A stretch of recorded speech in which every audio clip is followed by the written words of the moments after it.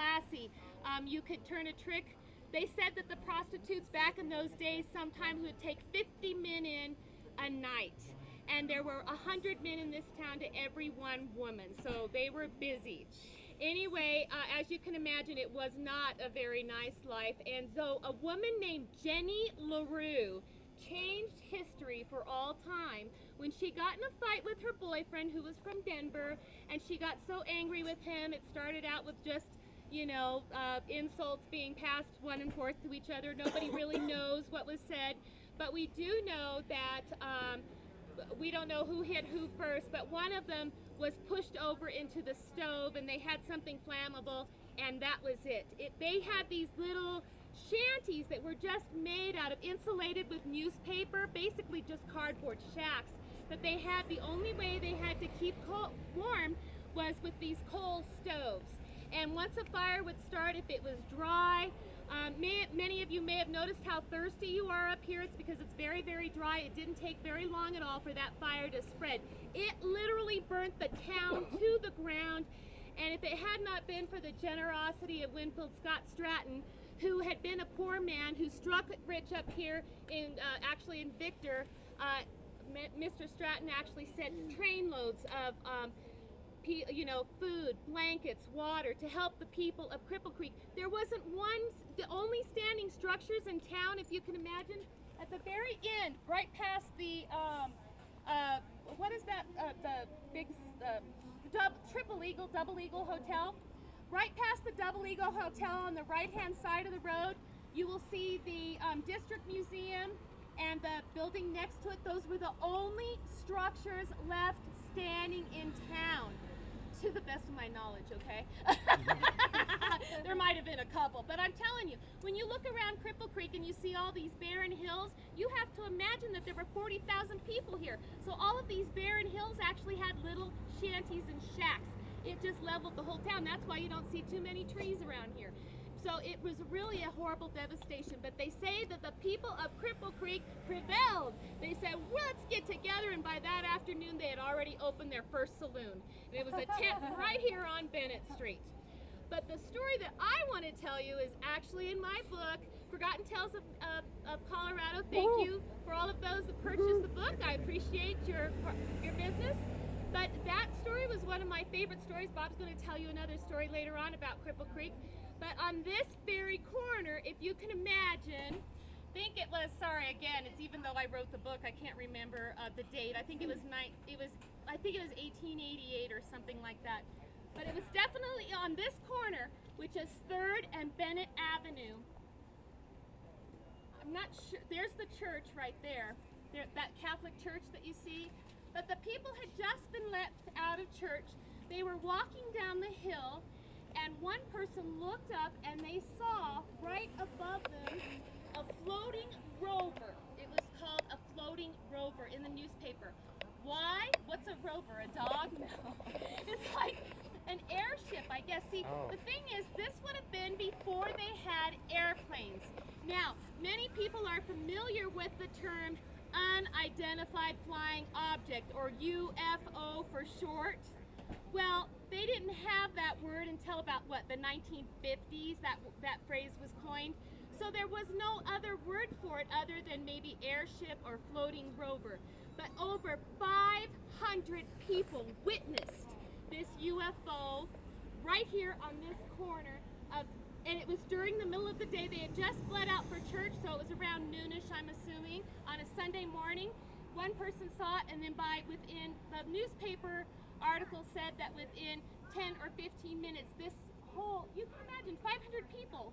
I mean, that's a lot. What do you think? That would go down to maybe there and maybe up to here. Can you imagine? That was a lot of people.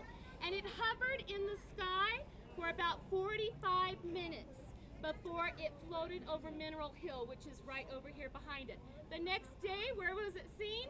It was seen in Aspen. It was also seen down in Lamar. It was seen all around this entire state for about a week. And again, what amazed me about all of these articles that I found is you've got to remember they didn't have airplanes back then.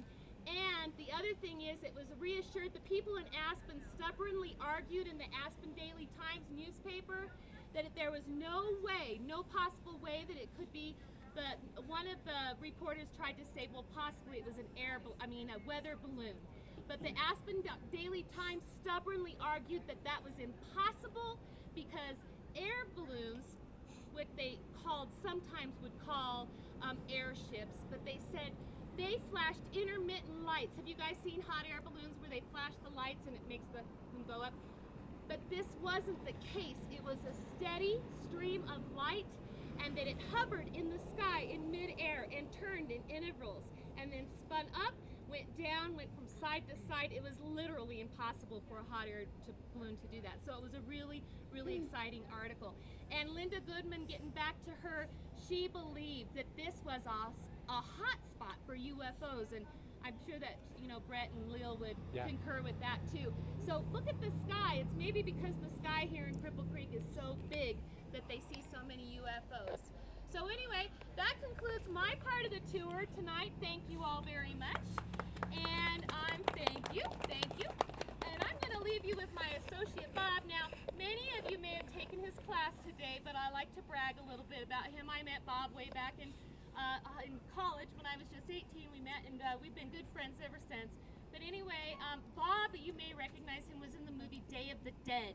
And so he was actually eaten by his zombie wife, and so I like to tease him about that. Yeah, so, art imitating life, or life imitating art, one of those two. So thank you, and if I don't die going up Heart Attack Hill, I want to say to you, thank you for coming on the tour, and thanks for coming to the convention. Make sure you get your certificate. I'll come back and haunt get your you certificate. Guys. Yes. Yeah, I'll haunt you guys. Okay?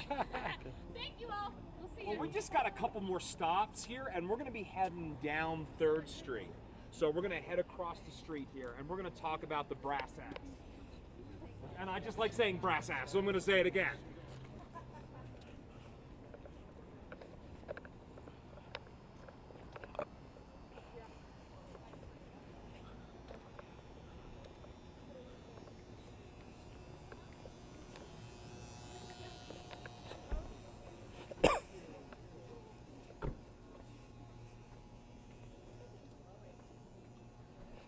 So this is the Brass Ass Saloon, and this may be the home to Cripple Creek's, arguably, Cripple Creek's most famous ghost, a gentleman by the name of Robert James, and we'll get to where he is right now. The Brass Ass was probably Cripple Creek's busiest bar, and when I was young, it was still a bar and kind of a store, and they hosted the Donkey Derby days out of here. Now, back in the 1890s, and you'll see on the facades in the building, it says 1896, and it was the fire of 1894, 1895 that swept through here. And I'll show you guys. I'll be showing you where the cribs are, where the fire actually started, and it was brutal there. They say the children were it was just a horrible sight. Robert James was one of the miners here, and the miners had a very, very tough life, as Stephanie has alluded to. It gets 40, 50 degrees below zero here with the wind chill whipping down these hills. These guys are living in shanties and makeshift tents. Their only relief was, of course, alcohol. Yeah. Their only relief was alcohol. So these guys spent a lot of time in the bars down here. Robert James frequented the Brass Ass, and he was known as sort of a thick-skulled, troublemaking kind of Irishman. He would come down here and he would drink and he would get drunk and he would cause trouble. Well, in 1904, it's Christmas Eve. He comes in this bar. He's already lit up, probably working his way down the street here to these various bars. He comes in here. He gets really, really drunk and starts causing trouble. He's inebriated out of his mind, right? The bartender at the time has had enough of Robert James and strikes him over the head with a beer bottle. Shut up you. Everybody figured he was thick-headed, he would survive. Well, poor Robert did not survive this strike. Right, so he starts to bleed out. The bartender panics because it's Christmas Eve. Everybody's kind of hanging out, and they're singing Christmas carols. They're doing all that. He props him up behind the piano. And it's a player piano. So as people are walking in, they're thinking this guy, Robert James, is like, oh, look at the guy over there, and they're all singing the songs and stuff, right? But he has bled out. So here's this dead piano player behind this player piano, right? And people are just like, and finally someone recognizes him. They come in the bar and they're like, Robert, how you doing? He keels over, right? So now they know he's dead. The bartender's like, I just hit him over the head. The town becomes incensed. Apparently, this bartender was not a very popular guy either. So they take Robert, so they take the bartender, they tar and feather him, and they run him out of rail on a town. They decide that they want to preserve Robert James's head for posterity. They saw off the head before they take him to the morgue across the street. We're going to stop by the morgue here at Maggie's Maze. They saw off this guy's head, right? And they preserve it so it gets pickled and it gets passed around to these separate bars that are all over Cripple Creek. I can tell you right now that his head, you can see it in the museum. They have saved the skull, and it's still got the crack in it from where he got hit over the head with the beer bottle. Yeah, I know. These mining towns, they did stuff like that all the time. Did they at least open the mouth and buy him drinks? No, I don't know. I don't know. That's good. Maybe you should go into the museum and say, hey, I heard Robert James is in here, and I'd like to buy him a drink. See what kind of reaction you get from the docents in there. You know, that could be a lot of fun. But they say that Robert James still comes back here. He comes up and he bellies up to the bar where the bar used to be along this wall here. And they say he still bellies up to the bar. If you come here around 2:15, around closing time, when the bars start to kind of wind down. I don't think these bars close anymore here. I think now that they're casinos. I know the Brass Ass, when we were young, they used to kick us out of here about 1:45. You know, saying, hey, you kids, you can't, you know, you're done drinking here and you can't sleep here. So they used to kick us out. But they say that he is still kind of around here, and that if you come late at night, you can capture his images in some of these big plate glass windows. But I do recommend, if you're ever back here, head up to the museum, right, and just go visit this guy. I think they're closed on Sunday, so you may have to come back for another trip the next time you're up here. And his skull is still in the museum. So, and it's very interesting to see. You're just sort of like, you know, oh, they have a skull here. How cool is this? You know, how cool is this? So, we're going to head down the street right here, and this is Maggie's restaurant.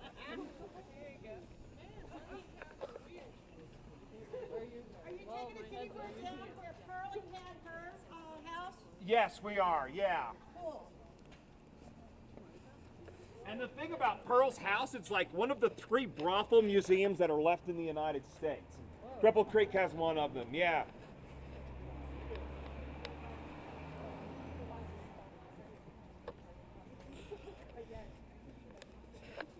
Now,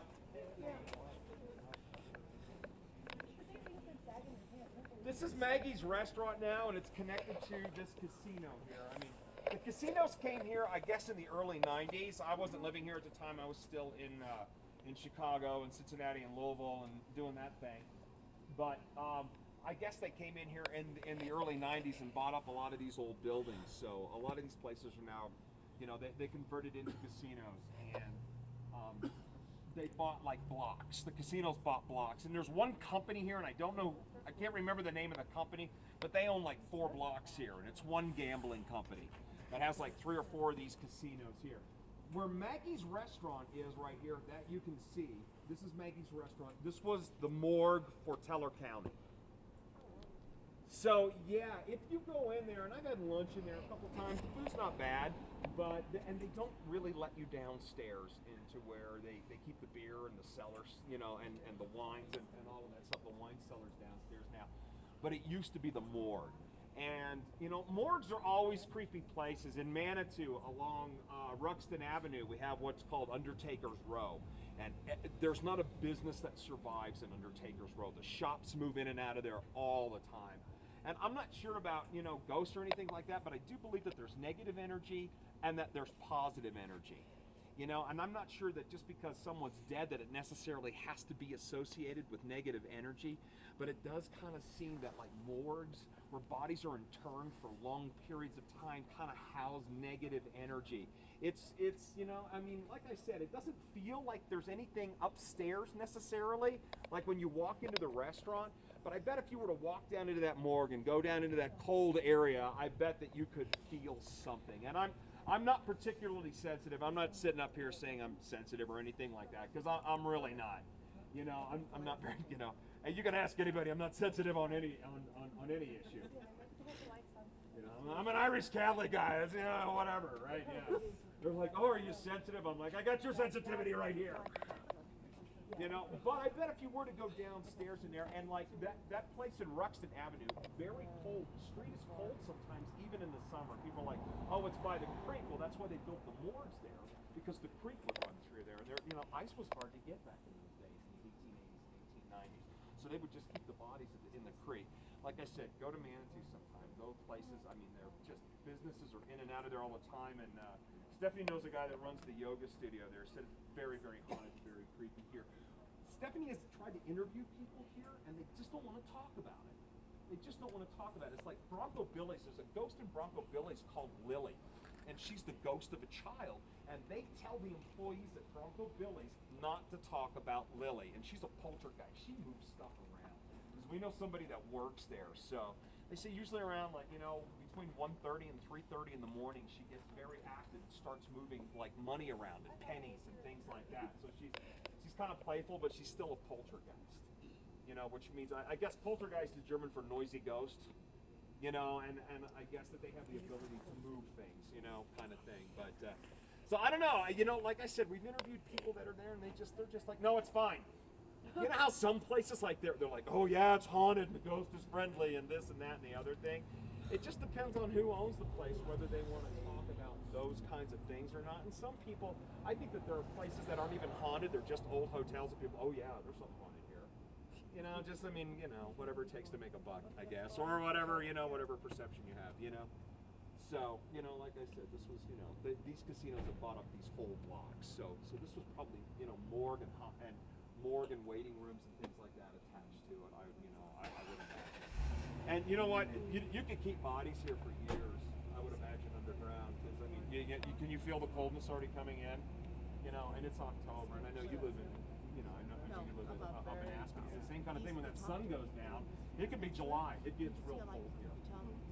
So that's it. So we're going to move down here. We're going to go look at the where the cribs were and where that fire started.